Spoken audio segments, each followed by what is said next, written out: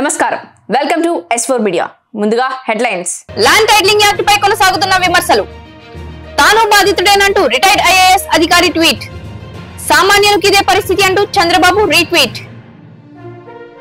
ఆసరా డబ్బులు అందలేదంటూ డ్వాక్రా మహిళలు ఆందోళన ఇంటికే పెన్షన్లు అందాలంటే వైసీపీకి ఓటు వేయండి ముఖ్యమంత్రి జగన్ పిలుపు ఇక డీటెయిల్స్ లోకి వస్తే రాష్ట్రంలో టీడీపీ జనసేనతో పొత్తుపై బీజేపీ అగ్రనాయకులు కేంద్ర హోంమంత్రి అమిత్ షా ధర్మవరం సభలో స్పష్టత ఇచ్చారు. ఏపీలో గుండాగిరి అంతానికి అవినీతి ప్రభుత్వాన్ని దించడానికి భూమాఫియాను అంతం చేయడానికి అమరావతి మళ్లీ రాజధానిగా ఏర్పాటు చేయడానికి కూటమిగా ఏర్పడ్డాం అన్నారు. मुझे यहाँ आते वक्त दिल्ली के पत्रकारों ने पूछा आप आंध्र प्रदेश में टीडीपी और जनसेना से अलायंस किया है, आपके अलायंस का मकसद क्या है, उद्देश्य क्या है? నన్ను ఢిల్లీలో పత్రికారులు అడిగారు, పత్రికా మిత్రులు, మీరు ఆంధ్రప్రదేశ్లో టీడీపీతో జనసేనతో ఇదిపై పొత్తు పెట్టుకున్నారు, ఆ పొత్తు వెనుక ప్రధాన కారణం ఏంటని వారు అడిగారు. भाइयों बहनों, मैं आज इस सभा में मोदी जी, चंद्रबाबू जी, भारतीय जनता पार्टी, टीडीपी और पवन कल्याण के अलायंस का ఉద్దేశం बताना चाहता हूं. నేను ఈ రోజు విశాల సభలో మేము ఎందుకు పొత్తు పెట్టుకున్నామో, తెలుగుదేశం, జనసేన, బీజేపీ ఎందుకు పొత్తు పెట్టుకున్నాయి, ఎందుకు నరేంద్ర మోడీ గారు, చంద్రబాబు నాయుడు గారు, పవన్ కళ్యాణ్ గారు ఈ రాష్ట్రంలో కలిసి నడుస్తున్నారు అనే విషయానికి నేను సమాధానం చెప్పడానికి ఇక్కడికి వచ్చాను. हम अपराध को आंध्र प्रदेश से एक गुंडागर्दी और अपराध को समाप्त करने के लिए अलायंस किए हैं. మేము ఆంధ్రప్రదేశ్లో ఈ గుండాగిరిని, నేరస్తుల్ని అరికట్టడానికి, అరాచకాల్ని అరికట్టడానికి ఇవాళ మేము ఈ పొత్తు పెట్టుకున్నాం. ఆంధ్రప్రదేశ్ से रैंपेंट करप्शन को समाप्त करने के लिए अलायंस किया है. పెద్ద ఎత్తున జరుగుతున్న అవినీతిని ఆంధ్రప్రదేశ్లో పూర్తిగా సమాప్తం పలకడానికి మేము పొత్తు పెట్టుకున్నాం. ఆంధ్రప్రదేశ్ से लैंड माफियाओं को समाप्त करने के लिए अलायंस किया है. ఆంధ్రప్రదేశ్ లో విస్తృతంగా జరుగుతున్న భూమి మాఫియాని అరికట్టడానికి మేము ఈ పొత్తు పెట్టుకున్నాం. వైసీపీ మంత్రి అంబటి రాంబాబును చీకొట్టిన సొంత అల్లుడు, నా జీవితంలో ఇలాంటి నీచుణ్ణి ఎప్పుడూ చూడలేదు, అలాంటి వారు చట్టసభలకు కూడా వెళ్ళకూడదు, ఆలోచించి ఓటు వేయండి. అంబటి రాంబాబు అల్లుడు డాక్టర్ గౌతమ్. నమస్తే అండి, నా పేరు డాక్టర్ గౌతమ్. నేను ఇప్పుడు సిట్టింగ్ ఎమ్మెల్యే అండ్ మినిస్టర్ అయిన అంబటి రాంబాబు అల్లుండి. అది నా దురదృష్టం, ఎవరు ఏం చేయలేరు. బట్ ఈ వీడియో చేయాలా లేదా అని నేను చాలాసార్లు ఆలోచించి చేయటం నా బాధ్యత అని అనుకున్న తర్వాత నేను ఈ వీడియో చేస్తున్నాను. అంబటి రాంబాబు అంత నీచుడు, నికృష్టుడు, దరిద్రుడు, శవాల మీద పేలాలు ఏరుకునే రకాన్ని నేను నా జీవితంలో చూడలేదు. రోజు పొద్దున్నే దండం పెట్టుకునేటప్పుడు ఇంతటి నీచుడిని ఇంకొకసారి నా లైఫ్లో ఇంట్రడ్యూస్ చేయకు స్వామి అని ఎప్పుడు కోరుకుంటూ దండం పెట్టుకుంటుంటా. అంత భయంకరమైన వ్యక్తి. ఎందుకు ఇప్పుడు చెప్తున్నానంటే, తన పోటీ చేయబోయే పోస్ట్ అలాంటిది. ఏ పోస్ట్కి అయితే మంచితనం, మానవతా విలువలు, కనీసం బాధ్యత ఉండాలో, వీటిల్లో అందరికీ 100% అందరికీ అన్నీ ఉండక్కర్లేదు. 0.001% కూడా లేని వ్యక్తి అంబటి రాంబాబు. ఇలాంటి వ్యక్తికి ఓటేసేటప్పుడు మనకి తెలియకుండానే కొన్నిటిని మనం ప్రోత్సహిస్తున్నట్టు. ఎలాంటి వాటిని? ఎవరైతే నిస్సిగ్గుగా ఎంత పెద్ద గొంతేసుకొని ఎంత పెద్ద అబద్ధాన్ని అరిచినా సరే దాన్ని నిజం చేయొచ్చు అన్న కాన్ఫిడెన్స్తో బతుకుతారో సమాజంలో, అలాంటి వాళ్ళకి ఓటేస్తున్నట్టు.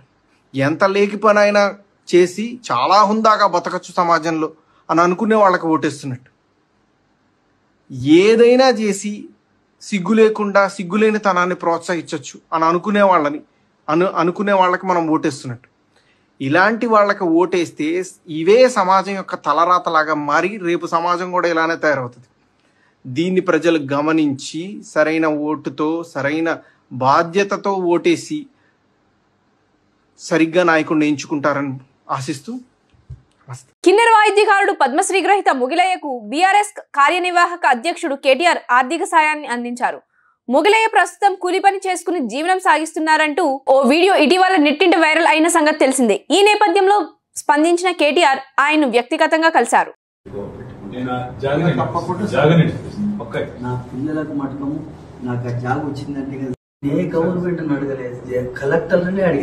కలెక్టర్లు మారిపోతున్నారు కానీ జాగా ఇస్తున్నారు.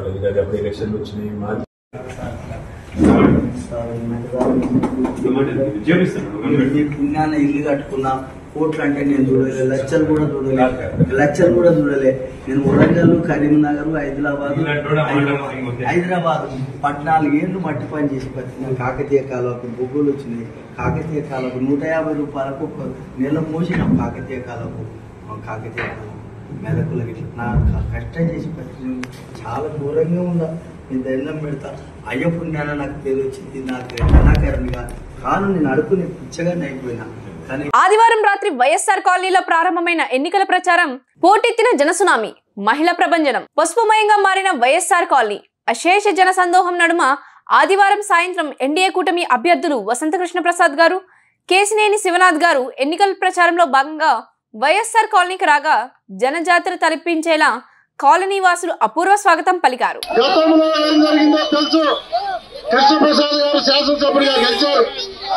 ఆ ముఖ్యమంత్రి దగ్గర తాబేదారులు ఈ ప్రాంత అభివృద్ధి చేయకోకుండా ఆయన్ని అడుగడుగునా అడ్డగించారు. ఎన్నో రకాలైనటువంటి అవమానాలు కూడా గురిపోతే ఆయనకి ప్రజలిచ్చినటువంటి పదవి కాలాన్ని గౌరవప్రదంగా పూర్తి చేసి ఆ ప్రభుత్వం ఏ పార్టీలు అయితే గెలిచారో ఆ పార్టీ విధానాలు కరెక్ట్ కాదు. నేను ప్రజలకు ఏ సేవ చేయడానికి వచ్చాను ఆ సేవ చేయడానికి అవకాశాలు పూర్తిగా రావాలనే భావంతో మా నాయకుడు చంద్రబాబు నాయుడు గారి నాయకత్వాన తెలుగుదేశం పార్టీలో చేరటం జరిగింది. మరలా మన పార్టీ తరఫున సైకిల్ గుర్తుపై పోటీ చేస్తున్నారు. శివనాథ్ గారు ఎంపీగా పోటీ చేస్తున్నారు. అంతకుముందు ఎంపీ గారు మనకి తెలుసు.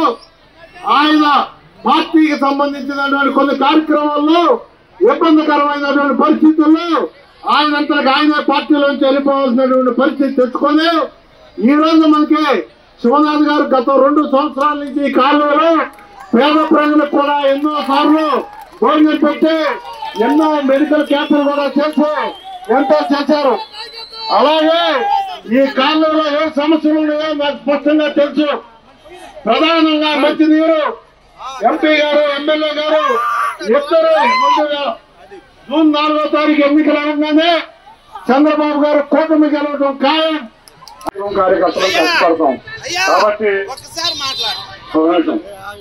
అందరికీ ఒకటే గుర్తుంచుకోండి. ఈ కాలనీ అభివృద్ధి కాలనీ కట్టిందే నారా చంద్రబాబు నాయుడు గారా కాదా?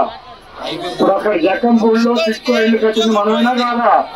కానీ ఇంతవరకు వాళ్ళే హ్యాండ్ ఓవర్ చేయట్లా. ఇంకా చాలా మందికి ఇల్లు సమస్య ఇక్కడ ఉంది.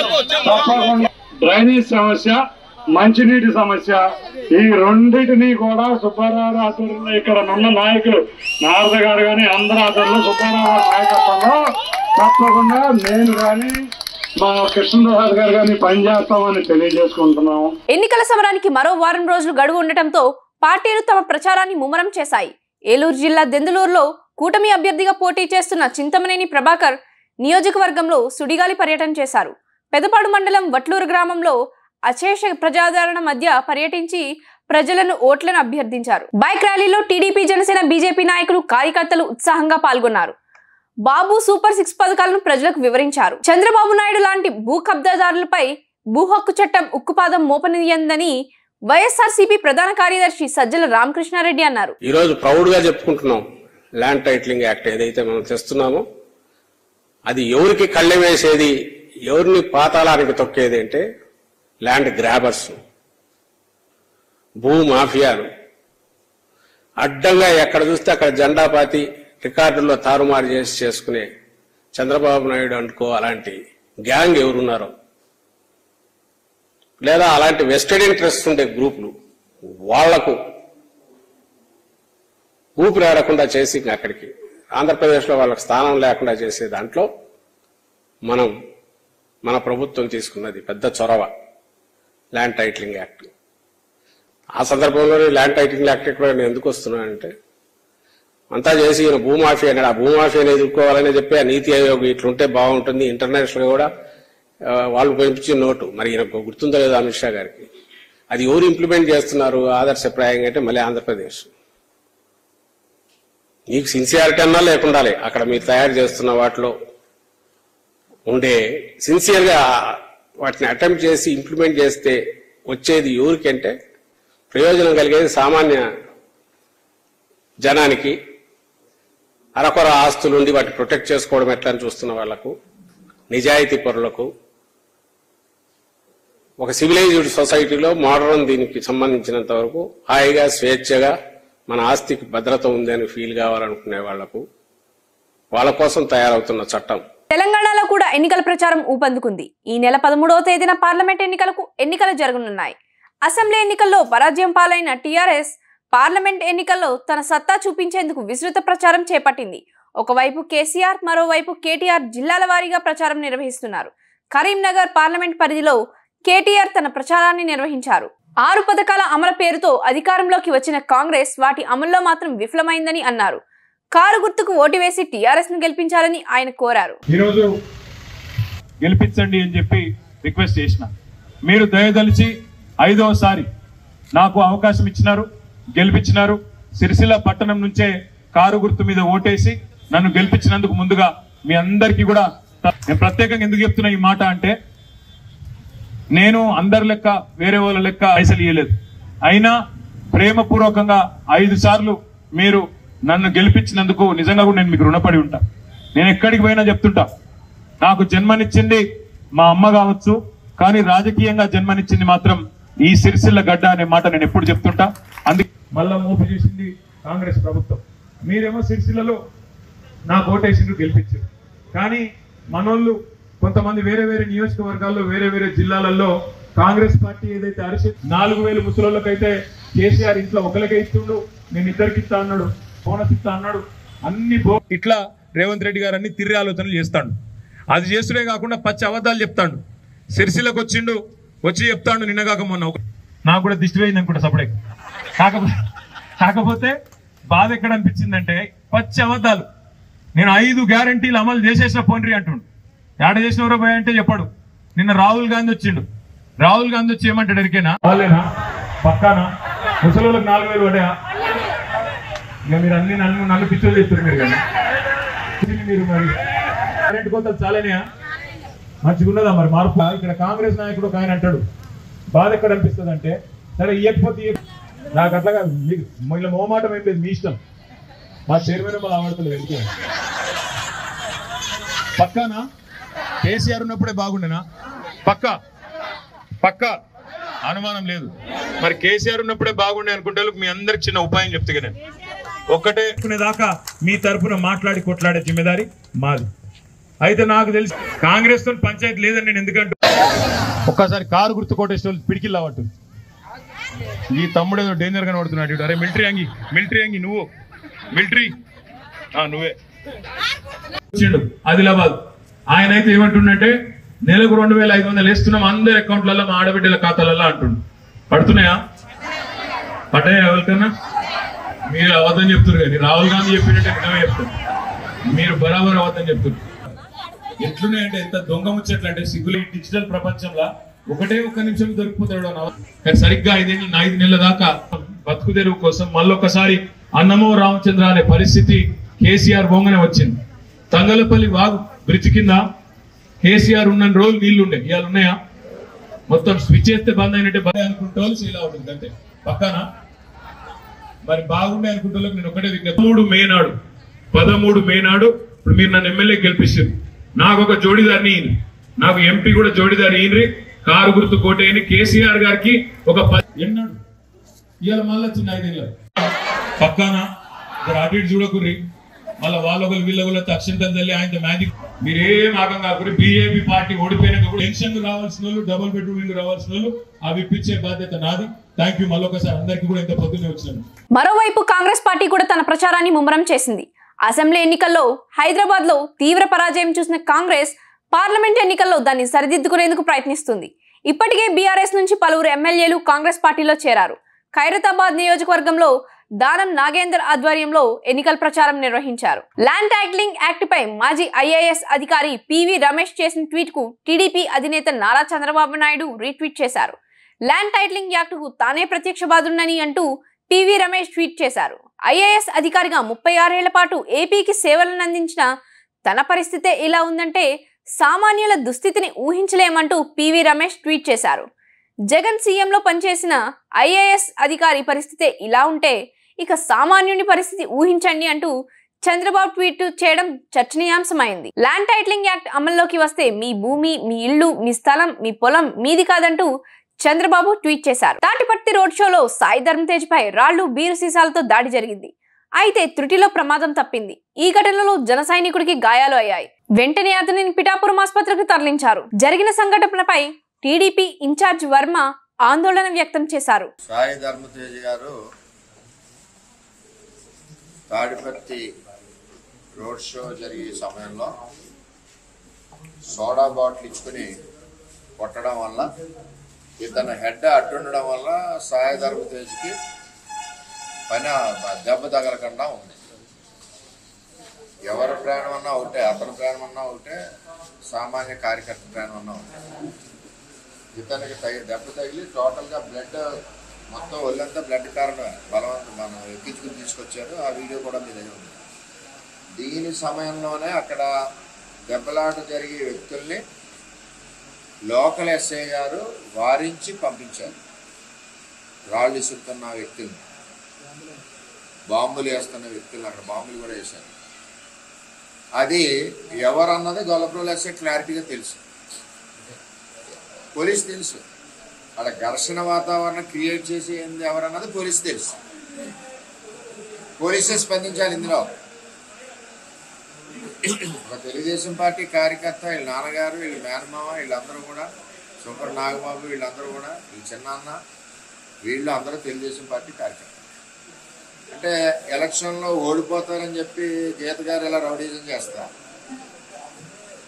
అంటే ఒక నిన్న అందావిడ స్టేట్మెంట్ ఇచ్చింది, జబర్దస్త్ వాళ్ళు వస్తున్నారు, డబుల్ పేమెంట్ వాళ్ళు, సినిమా వాళ్ళు వస్తున్నారు అని చెప్పింది. నాకు ఆ స్టేట్మెంట్ చూస్తేనే కొంత అనుమానం వచ్చింది. అంటే ఈవేళ తాడిపత్రిలో ప్రచారం చేసుకుంటే పవన్ కళ్యాణ్ గారి కోసం ఈవేళ సోడా బుడ్డితో దాడి. వైసీపీ నుంచి టీడీపీలోకి వలసలు కొనసాగుతున్నాయి. ఎన్నికలకు ఇంకా వారం రోజులు మాత్రమే గడువు ఉండటంతో ఎవరికి వారు తమ బలబలాలను పెంచుకునేందుకు ప్రయత్నిస్తున్నారు. చంద్రబాబు సమక్షంలో టీడీపీలో చేరిన వైసీపీ అధికారి ప్రతినిధి ఏలేశ్వరపు జగన్మోహన్ రావు సోమవారం విజయవాడ పార్లమెంట్ అభ్యర్థి కేసినేని శివనాథ్ చిన్నిని మర్యాదపూర్వకంగా కలుసుకున్నారు. పసుపు కండువా కప్పి సాదరంగా స్వాగతం పలికారు. చంద్రబాబుతోనే అభివృద్ధి సాధ్యమని ప్రజలంతా బలంగా నమ్ముతున్నారని, జగన్ నియంతృత్వ విధానాలతో అందరూ విసిగిపోయారన్నారు. అందుకే వైసీపీలో ఉన్న నాయకులు, కార్యకర్తలు టీడీపీ బాటపడుతున్నారని పేర్కొన్నారు. పెద్దలు జగన్మోహన్ రాజు గారు వైకాపా అధికార ప్రతినిధిగా వ్యవహరించేవారు. వారు 3 రోజుల క్రితం నారా చంద్రబాబు నాయుడు గారిని కలిసి తెలుగుదేశం పార్టీలోకి వచ్చి రాష్ట్ర సేవలో ఉంటామని వారిని కోరటం జరిగింది. వారు కూడా జగన్మోహన్ రాజు గారిని ఆహ్వానించడం జరిగింది. వాళ్ళ విజయవాడ నగరంలో ఒక ప్రముఖ వ్యక్తి అయిన జగన్మోహన్ రాజు గారు, అంతేకాకుండా బ్రాహ్మణ ఫెడరేషన్ జనరల్ సెక్రటరీ నాగేంద్రబాబు గారు, వీళ్ళిద్దరూ తెలుగుదేశం కుటుంబంలోకి వస్తున్నారు. వాళ్ళ తెలుగుదేశం మంచి రోజు కాబట్టి వాళ్ళ తెలుగుదేశం కుటుంబంలోకి వచ్చారు. తప్పకుండా వారిని తెలుగుదేశం కుటుంబం తరపున ఆహ్వానం పలుకుతున్నాం. ఈ రాష్ట్ర భవిష్యత్తు కోసం, ఈ రాష్ట్ర అభివృద్ధి కోసం తప్పకుండా తెలుగుదేశం పార్టీకి వచ్చి నారా చంద్రబాబు నాయుడు గారి వల్లే సాధ్యమవుతుందని తలంచారు. కాబట్టి ఇటువంటి మంచి వ్యక్తులు అందరూ కూడా తమ పెద్ద పెద్ద పదవుల్లో ఉన్నా కూడా వాటిని త్యజించి తెలుగుదేశం పార్టీలోకి వచ్చి రాష్ట్ర అభివృద్ధి కోసం ప్రజలతో మమేకమై తెలుగుదేశం పార్టీ, జనసేన, భారతీయ జనతా పార్టీ అభ్యర్థులను గెలిపించుకుని రాష్ట్రం బాగు చేయాలనే ఉద్దేశంతో వస్తున్నారు. వాళ్ళందరికీ మా ఆహ్వానం. తప్పకుండా రాబోయే కాలంలో మనం ఈ పరిస్థితిని చూస్తుంటే రాష్ట్రం మొత్తం 175 నియోజకవర్గాల్లో మంచి నాయకులు, మంచి మనసున్న వాళ్ళందరూ కూడా రాష్ట్ర భవిష్యత్తు కోసం తెలుగుదేశంలోకి వస్తున్నారు. అంటే ప్రజలు చాలా విరక్తితో ఉన్నారు, మనం అర్థం చేసుకోవాలి. తప్పకుండా అందరం కలిసికట్టుగా ఉండి కూటమి అభ్యర్థులను గెలిపించుకుని నారా చంద్రబాబు నాయుడు గారిని ముఖ్యమంత్రి చేసుకుని మన కలల రాజధాని అమరావతిని సాధించుకుందాం. అంతేకాకుండా మన పోలవరం కట్టుకుని మన భావి తరాల భవిష్యత్తుకి మంచి బాటలు వేద్దామని అందరినీ తెలియజేసుకుంటూ వీరందరికీ ఇదే మా ఆహ్వానం. తెలుగుదేశం కుటుంబం తరఫున మేము ఆహ్వానిస్తున్నాం. మేము కూడా వారితో కలిసి అందరం కలిసికట్టుగా పనిచేసి కూటమి అభ్యర్థుల విజయమే ఈ 5 రోజుల సమయంలో, ఇంకా ఎక్కువ సమయం కూడా లేదు రాబోయే ఎలక్షన్స్కి, ఈ 5 రోజుల్లో ఎటువంటి డ్రామాలకి ఆస్కారం లేకుండా, ఎటువంటి విభేదాలకి ఆస్కారం లేకుండా, ఎటువంటి అపోహలకి ప్రజలు పడకుండా మేమందరం కూడా కలిసికట్టుగా ఉండి విజయానికి కృషి చేస్తామని తెలియజేసుకుంటాం. అందరికీ ధన్యవాదాలు. వాలంటీర్లు మళ్ళీ ఇంటికి రావాలన్నా, పేద పిల్లలకు మంచి చదువులు అందాలన్నా, నాణ్యమైన వైద్యం అందాలన్నా మళ్ళీ వైసీపీ అధికారంలోకి రావాలని ముఖ్యమంత్రి జగన్ పిలుపునిచ్చారు. మన గ్రామాల్లో వ్యవసాయం బాగుపడాలన్నా ఎన్నికల రోజు 2 బటన్ల ఫ్యాన్ గుర్తుపై నొక్కాలి అని అన్నారు. దీనికోసం మీరంతా సిద్ధమేనా అంటూ రేపల్లె ఎన్నికల ప్రచార సభలో సీఎం జగన్ పేర్కొన్నారు. వాలంటీర్లు మళ్ళీ మీ ఇంటికే రావాలన్నా, పేదవాడి భవిష్యత్ మారాలన్నా, పథకాలన్నీ కొనసాగాలన్నా, లంచాలు వివక్ష లేని పాలన జరగాలన్నా, మన పిల్లలు వారి చదువులు వారి బడులు బాగుపడాలన్నా, మన వ్యవసాయము మన హాస్పిటల్లు మెరుగుపడాలన్నా, ఇవన్నీ జరగాలంటే ఏం చేయాలి? ఇవన్నీ జరగాలంటే ఏం చేయాలి? ఇవన్నీ జరగాలంటే ఏం చేయాలి?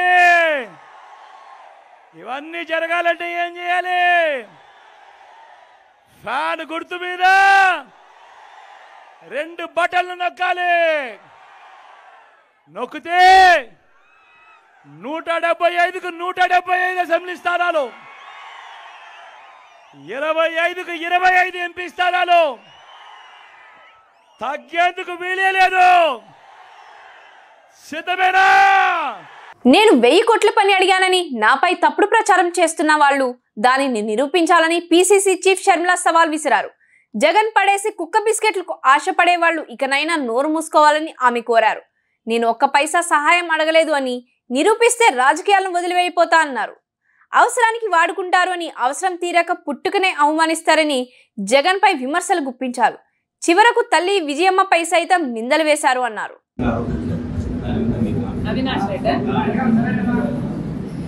అవినాష్ రెడ్డి నా భర్త ల్యాండ్ క్రూజర్ లో వెళ్ళి జమల్ మడుగు బీజేపీ లీడర్ని కలిశాడని ఆరోపణ చేశాడు అవినాష్ రెడ్డి గారు. అవినాష్ రెడ్డి గారి లాగా మధ్యరాత్రి గొడ్డలి రాజకీయాలు చేయడము మాకు తెలియదు. అనిల్ గారు, మీరు చెప్పే ఈ లీడర్ని ఆయన ఇంటికి వెళ్ళి కలవడం కాదు కదా, కనీసం ఇంకొకరి ఇంట్లో కూడా కలవలేదు, వీళ్ళు రుజువు చేయలేదు. ఇలా మాట్లాడే వాళ్ళు జగన్మోహన్ రెడ్డి గారు పడేసే కుక్క బిస్కెట్లకి ఆశపడేవాళ్ళు. ముందు నా గురించి మాట్లాడక ముందు మీకెంత డబ్బులు అందుతున్నాయో ముందు అదొకసారి ఆలోచన చేయండి, ప్రజల ముందు పెట్టండి. వీళ్ళు చెప్పడానికి ఏముందండి, 1000 కోట్లైనా చెప్తారు, నేను 10,000 కోట్ల వరకు కూడా అడిగానని కూడా చెప్తారు. ఒకసారి ఆలోచన చేసుకోవాలి. ఇదే జగన్మోహన్ రెడ్డి గారు రాజశేఖర్ రెడ్డి గారి మరణం వెనకాల రిలయన్స్ హస్తం ఉంది అని ఒకప్పుడు అన్నారు. అందరూ నమ్మారు. ఎంతో మంది రాజశేఖర రెడ్డి అభిమానులు రిలయన్స్ సంస్థల మీద దాడులు చేసి కేసులలో కూడా ఇరుక్కున్నారు. తర్వాత జగన్మోహన్ రెడ్డి గారు వాళ్ళ అవసరం తీరిపోయాక ముఖ్యమంత్రి అయిన తర్వాత అదే రిలయన్స్ సంస్థకి ఎంపీ పదవికి, వాళ్ళకు చెందిన మనిషికి ఎంపీ పదవి కూడా ఇచ్చారు. మరి మీరా అండి మాట్లాడేది? ఇదే జగన్మోహన్ రెడ్డి గారు వివేకానంద రెడ్డి గారి హత్య వెనక చంద్రబాబు గారి హస్తం ఉంది అని సిబిఐ ఎంక్వైరీ కోరిన మాట వాస్తవం కాదా? జగన్మోహన్ రెడ్డి గారు ముఖ్యమంత్రి అయిన తర్వాత సిబిఐ ఎంక్వైరీ వద్దు అన్న మాట కూడా వాస్తవం కాదా? అంటే మీరు ముందు చెప్పిన మాట అబద్ధమని మీరే నిరూపించుకున్నారు. ఎందుకంటే చంద్రబాబు నాయుడు హస్తం నిజంగానే ఉంటే you would welcome to CBI enquiry. ఇదే జగన్మోహన్ రెడ్డి గారు రాజశేఖర్ రెడ్డి గారి పేరుని ఛార్జ్ షీట్ లో కాంగ్రెస్ పార్టీ చేర్చింది అని పదే పదే చెప్పుకుంటూ వచ్చారు. ఈ రోజు కూడా చెప్తున్నారు. కానీ వాస్తవం ఏమిటంటే కనీసం సిబిఐ రాజశేఖర రెడ్డి గారి పేరు ఎఫ్ఐఆర్ లో కూడా చేర్చకపోతే జగన్మోహన్ రెడ్డి గారికి సంబంధించిన సుధాకర్ రెడ్డి, పొనవోలు సుధాకర్ రెడ్డి అనే మనిషి 3 కోట్ల చుట్టూ తిరిగి రాజశేఖర రెడ్డి గారి పేరు లేకపోతే ఈ కేసులో జగన్మోహన్ రెడ్డి గారు ఈ కేసులో నుంచి బయటపడటం అసాధ్యము అని రాజశేఖర రెడ్డి గారి పేరు ఉండేటట్టు ఆయన కోట్లు చుట్టూ తిరిగి చేస్తే జే పునుగోలు సుధాకర్ రెడ్డి గారికి జగన్మోహన్ రెడ్డి గారు ముఖ్యమంత్రి అయిన 6 రోజుల్లోనే అడిషనల్ అడ్వకేట్ జనరల్ పదవిని ఇచ్చాడు. ఎవరైనా తండ్రి పేరుని సిబిఐ ఛార్జ్షీట్ లో చేరిస్తే అంత పదవి ఇస్తారండి? జగన్మోహన్ రెడ్డి గారు చెప్పారు కాబట్టి, ఆయన చేశారు కాబట్టి ఈయన పదవి ఇవ్వడం జరిగింది. ఎంత దారుణం కాకపోతే కన్న తండ్రి పేరుని సిబిఐ ఛార్జ్షీట్ లో పెట్టేటట్టు చేస్తారు జగన్మోహన్ రెడ్డి గారు. ఇది నీచమైన రాజకీయాలు కాకపోతే ఏమి? నేను 1000 కోట్లు తీసుకున్నాను అడిగాను అని మీరు అంటున్నారే, రుజువు ఉందా? మీరు రుజువు చేయండి. ఈరోజు నేను రాజకీయాలు మానేసి వెళ్ళిపోతాను. నేను ఒక పైసా సాయం అడగలేదు. వీళ్ళు ఎప్పుడు ఏది ఎట్లా అవసరం ఉంటే ఆ మాట మాట్లాడటం వీళ్ళకు అలవాటు. వీళ్ళు ఊసరు వల్లి. వీళ్ళకి అవసరమైతే మా తల్లి పాదయాత్ర చెయ్యి అని అడుగుతారు. వీళ్ళకి అవసరం లేకపోతే నువ్వు అసలు రాజశేఖర రెడ్డి బిడ్డవే కాదు. మహిళలపై వేధింపులు పాల్పడితే కఠిన చర్యలు తప్పవు అని మహిళా కమిషనర్ చైర్పర్సన్ గజ్జల వెంకటలక్ష్మి అన్నారు. కంకిపాడుకు చెందిన టీడీపీ నేత గుమ్మడి కిరణ్ మహిళపై వేధింపులకు పాల్పడ్డారు అంటూ వచ్చిన ఫిర్యాదులపై మహిళా కమిషన్ సుమోటాగా స్వీకరించింది. బాధిత మహిళా వివరాలపై గోప్యత పాటించాలని, రక్షణ కల్పించాలని సూచించారు.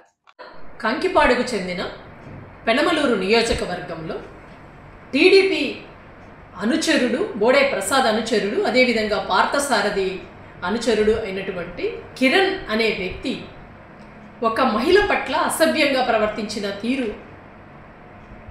సోషల్ మీడియా మాధ్యమాల ద్వారా చూసి మహిళా కమిషన్ దీన్ని సుమోటోగా స్వీకరించడం జరిగింది. ఈరోజు ఎస్పీ గారికి కూడా మేము మెయిల్ చేయటం జరిగింది. అలాంటి వ్యక్తుల మీద చర్యలు తీసుకోవాలని కోరడం జరిగింది. ముఖ్యంగా ఆ వ్యక్తి మేము వీడియోలో చూసిన దాన్ని బట్టి, అదేవిధంగా సోషల్ మీడియా వాట్సాప్ మాధ్యమాలలో చూసిన దాన్ని బట్టి తనకు ఫోన్పే చేశానని, తాను ఫోన్ చేస్తేనే వచ్చానని మాట్లాడుతూ ఆ మహిళ ఇంటి మీద దౌర్జన్యం చేస్తూ ఆమెకు సంబంధించిన ఇంటికి సంబంధించిన వస్తువులన్నింటినీ కూడా బయట పారవేస్తూ పగలగొట్టడం జరిగింది. అదేవిధంగా ఆమె పట్ల ఒక సెక్సువల్ హరాస్మెంట్, ఏ విధంగా అయితే అసభ్యకరమైన మాటలు మాట్లాడుతూ ఆమెను నిజంగా అనరాని మాటలు మాట్లాడుతున్న తీరు నిజంగా మహిళా కమిషన్ ఖండిస్తోంది. ఇలాంటి రాజకీయాలలో ఉన్న వ్యక్తులు, రాజకీయ నాయకుల అండదండలు చూసుకొని ఒక కీచకులలాగా మహిళల పట్ల ప్రవర్తిస్తున్న తీరు ఆక్షేపణీయం. నిన్ననే ఒక జనసేనకు సంబంధించిన వ్యక్తి కూడా ఒక మహిళ పట్ల అసభ్యంగా ప్రవర్తిస్తూ మేము అధికారంలోకి వస్తే మీ అంతు తెలుస్తామంటూ మహిళల పట్ల ఎంత దారుణంగా దిగజారి మాట్లాడుతున్నారు అంటే మీ శారీరక అవసరాల కోసం మహిళలను ఎంత ప్రలోభ పెడుతున్నారు, ఏ విధంగా భయపెడుతున్నారు, ఏ విధంగా దౌర్జన్యాలకు తెగబడుతున్నారు అన్న వరుస సంఘటనలు చూస్తూ ఉంటే ఇలాంటి వ్యక్తుల రాజకీయాలు ఇంత మహిళల మీద రాజకీయాలను చేయటం ఏంటి అన్నది నిజంగా ఆ సభ్య సమాజము సిగ్గుపడే విధంగా ఉంది వీళ్ళ తీరు. కాబట్టి ఇలాంటి వ్యక్తులను మరొకసారి మహిళల జోలికి రాకుండా కఠిన శిక్షలు వేసే విధంగా చర్యలు తీసుకోవాలని కూడా ఎస్పీ గారిని కోరడం జరిగింది. అదేవిధంగా ఈ వ్యక్తి రౌడీ షీటర్ అని కూడా చెప్తున్నారు. కాబట్టి పోలీసులతో మేము విచారించినప్పుడు అతని మీద రౌడీ షీటర్ కూడా ఉంది అని చెప్తున్నారు. కాబట్టి ఎలక్షన్ ముందు ఇలాంటి రౌడీ షీటర్లను అదుపులోకి తీసుకోవాల్సిన అవసరం కూడా ఉందని తెలియజేసుకుంటూ ఆ మహిళకు, అదేవిధంగా ఈ ఆంధ్రప్రదేశ్ రాష్ట్రంలో ఉన్న ప్రతి మహిళకు అండగా ఉంటుంది మహిళా కమిషన్. మీకు ఎటువంటి ఆపద కలిగినా సరే ధైర్యంగా ముందుకు రండి. అలాంటి కీచకులతో పోరాడే విధంగా మీకు సహాయంగా మహిళా కమిషన్ ఉంటుందని తెలియజేసుకుంటారు. మొగల్తూరులో వైసీపీ కార్యాలయం ఎదుటే డ్వాక్రా మహిళలు ఆందోళన చేపట్టారు. మొగల్తూరు మండలం దిబ్బలపల్లవపాలెంలో డ్వాక్రా సంఘాలకు వైఎస్ఆర్ ఆసరా డబ్బులు వేయలేదని ఆందోళన వ్యక్తం చేశారు. కార్యాలయంలో సంబంధిత అధికారులను నిలదీసి నినాదాలు చేసిన డ్వాక్రా మహిళలు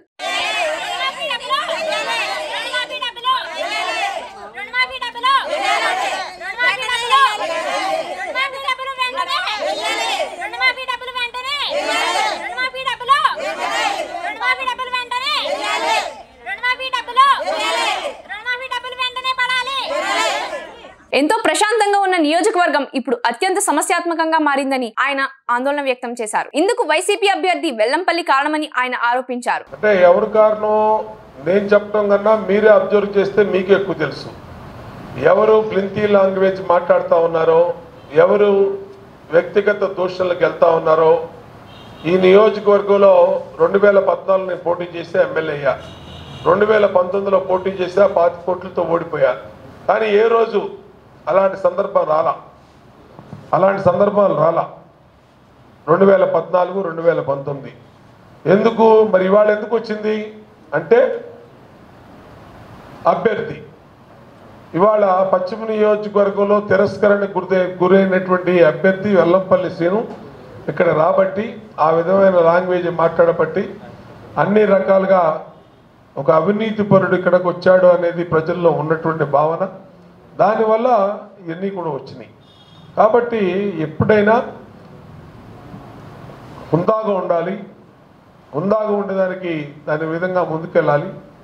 వాళ్ళు ఏదో మాట్లాడేస్తే లబ్ధి పొందాలంటే వైసీపీ నన్నే కాదు చంద్రబాబు గారిని, పవన్ కళ్యాణ్ గారిని, వీళ్ళందరినీ ఏ విధంగా మాట్లాడుతుందో చూసాం రాష్ట్రంలో 5 సంవత్సరాలు. ఇవాళ ఏం కొత్త కాదు, వాళ్ళకి అలా అలవాటు అయిపోయింది వైసీపీ వాళ్ళకి. అదే లాంగ్వేజ్ని మళ్ళీ ఇక్కడికి వచ్చినా మాట్లాడుతూ ఉన్నారు. రాబోయే రోజులు దీన్ని ఏ విధంగా చర్యలు తీసుకుంటాం. మాజీ ఐఏఎస్ అధికారి పివి రమేష్ చేసిన ట్వీట్ పై మాజీ మంత్రి పేర్నాని తీవ్ర ఆగ్రహం వ్యక్తం చేశారు. చంద్రబాబుతో కొంతమంది రిటైర్డ్ ఐఏఎస్, ఐపీఎస్ అధికారులు కుమ్మక్కై దొడ్డిదారులు అధికారంలోకి వచ్చేందుకు ప్రయత్నం చేస్తున్నారని ఆయన ఆరోపించారు. ఎవరి పొలం ఎక్కడో కూడా తెలియని పరిస్థితిలో 70 ఎకరాల మధ్యలో మీ పొలం ఎక్కడ ఉందో కూడా తెలియని, నిన్నటిదాకా తెలియని పరిస్థితి కదా. ఇప్పుడు ఎండగట్టిన తర్వాతే కదా ఆ చెరువు అంతా కూడా ఎండుతూ వస్తుంది. ఆ చెరువుని ఎండగట్టేసి పూర్తిగా డ్రై అయిపోయిన తర్వాత కొలతలు కొలిచి సర్వే చేసి ఎవరి పొలం ఎక్కడుందో అని చెప్పని చేసిన తర్వాత కదా మీ పొలం ఎంత ఉంది, మీ డాక్యుమెంట్లు ఎంత ఉందో అవన్నీ చూసుకుని కదా చేయాల్సింది. డిస్ప్యూట్ లేకపోతే మీ పొలం కరెక్ట్గా అది వ్యవసాయ భూమి అయి ఉండి, రాళ్ళు పాతుండి, లేకపోతే గట్లుండి మీ పొలం మ్యూటేషన్ లేకపోతే, డిస్ప్యూట్ లేకుండా ఉంటే, మ్యూటేషన్ జరగకుండా ఉంటే అది తప్పు. ల్యాండ్ టైటిలింగ్ యాక్ట్కి అసలు మీ పొలానికి సంబంధం ఏంటి అంటే మీరు చంద్రబాబు పంచన చేరి విఘ్నులయ్యండి ఐఏఎస్ చదువుకుని ఇంత పచ్చిగా దుర్మార్గంగా ఇంత రాజకీయాల కోసం దిగజారి మీలాంటి వాళ్ళు ఈ రకంగా భావ ప్రకటన చేయటం, ఇది మీరు ఇంత విఘ్నులయ్యండి దేశానికి కావలసినటువంటి ఐఏఎస్ ఉద్యోగం చేసి రిటైర్ అయిన తర్వాత మీరు ఈ రకంగా విషం చెమ్మటం ఎంతవరకు మీకు విఘ్నత అది. బట్ ఇది మీకు చంద్రబాబు నాయుడు కోసం మీరు ఏ డ్యాన్స్ కట్టమంటే ఆ డ్యాన్స్ కడుతున్నారు, ఏ ట్వీట్ చేయమంటే అది ట్వీట్ చేస్తారు.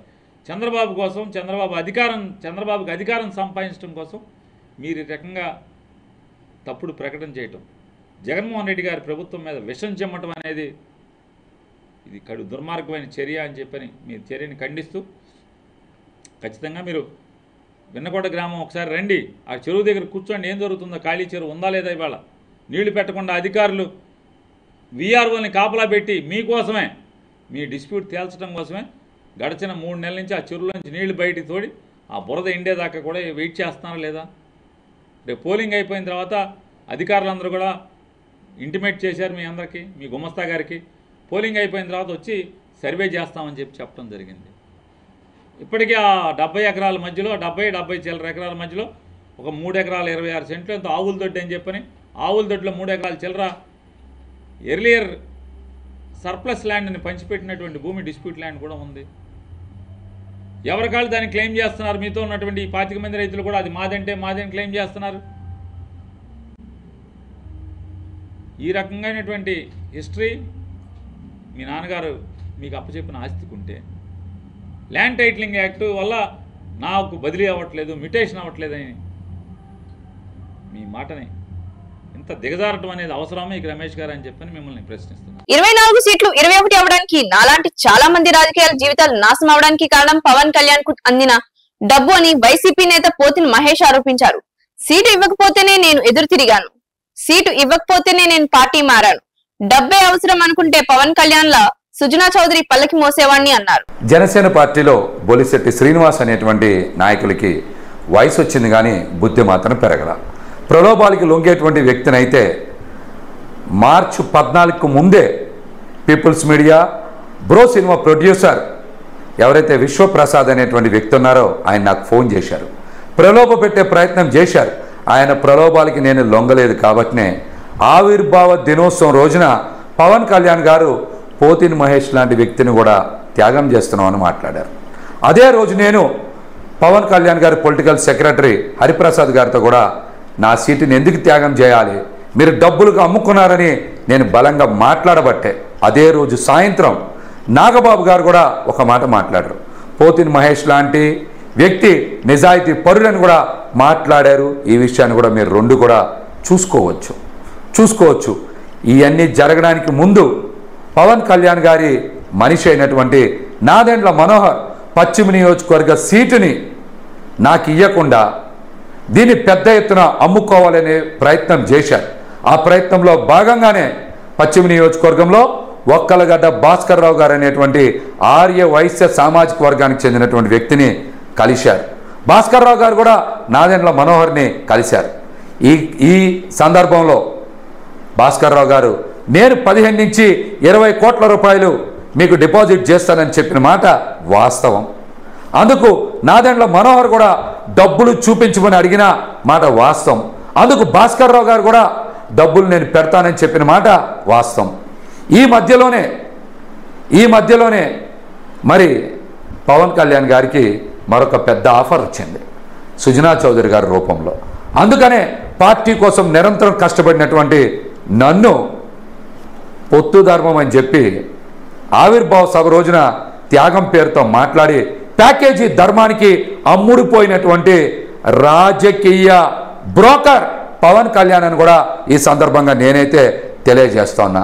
అందుకని వెంటనే సుజనా చౌదరి గారి దగ్గర ప్యాకేజ్ మాట్లాడుకొని పెద్ద ఎత్తున అంటే భాస్కర్ రావు గారు చెప్పిన 15-20 కోట్ల కన్నా ఎక్కువ డబ్బులు సుజనా చౌదరి గారి దగ్గర వస్తాయని ఆయన ఆశపడి 30 కోట్ల రూపాయలకి సీట్ అమ్ముకున్న మాట వాస్తవం.